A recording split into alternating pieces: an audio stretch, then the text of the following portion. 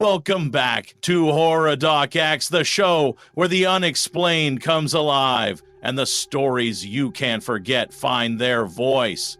I'm David Stone, your host for tonight, and we've got a chilling tale that's bound to keep you on edge. Joining us on the line is Amanda. Amanda, welcome to the show. Where are you calling from? Hi, David. Thanks for having me. I'm calling from a small town on the East Coast.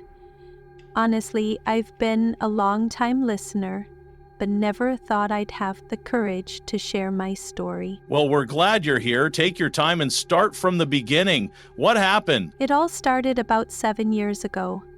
I had just gone through a divorce and needed a fresh start. I found this cozy apartment in an older building. It wasn't fancy, but it had charm, arched doorways, original hardwood floors, and a big bay window in the living room.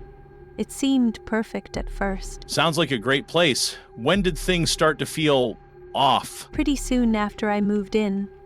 The first thing I noticed was how quiet the building was. Too quiet.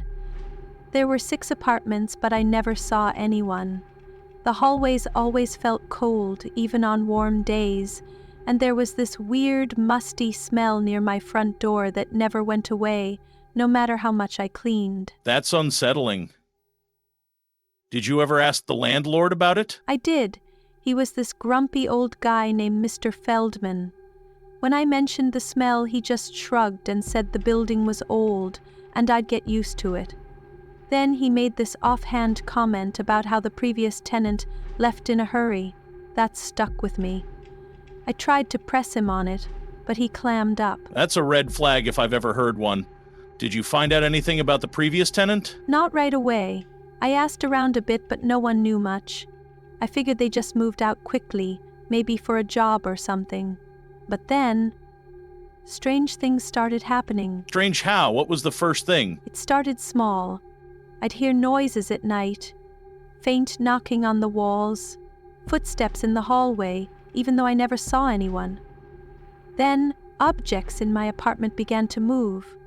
I'd come home to find my kitchen chairs pulled out from the table, or my closet door wide open. I thought I was losing my mind. That's enough to make anyone uneasy. Did it escalate from there? Oh, absolutely. One night, I was in bed, trying to fall asleep, and I heard this scratching sound, like fingernails on wood, coming from inside my closet. My heart was racing. I got up, turned on the light, and opened the closet door. There was nothing there, but the scratching stopped the second I opened it. Did you consider leaving at that point? I thought about it, but I was broke and had nowhere else to go. I convinced myself it was just my imagination.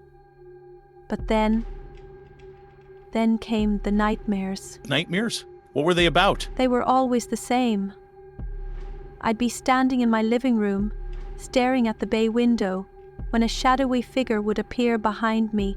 I couldn't move or scream, and the figure would get closer and closer until I woke up, drenched in sweat.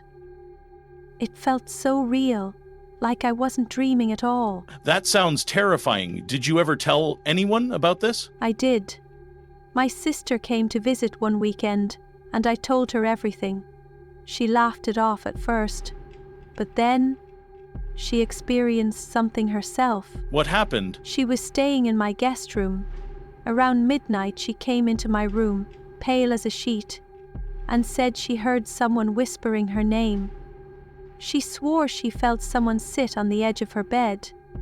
We stayed up the rest of the night with the lights on. That's intense.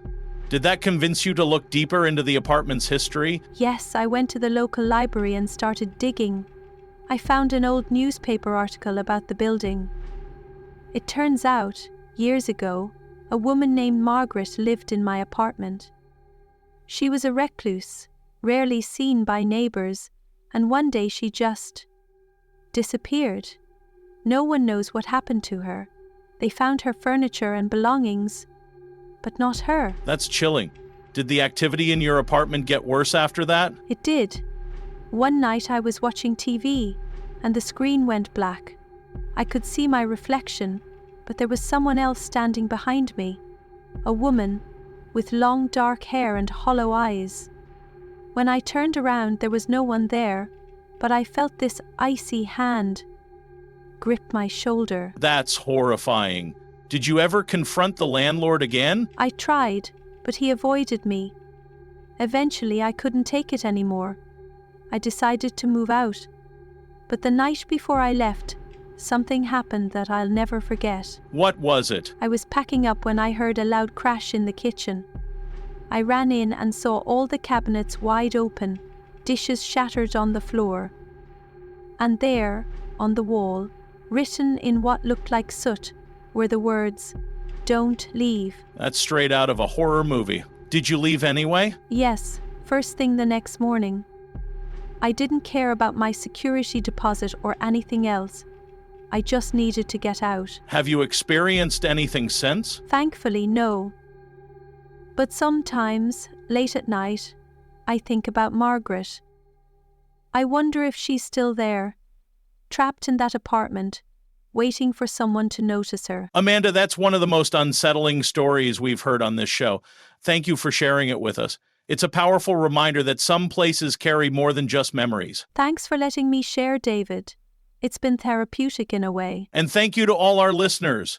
This has been Horror Doc X, where the shadows hold secrets and the past refuses to let go. Until next time, stay curious and stay safe.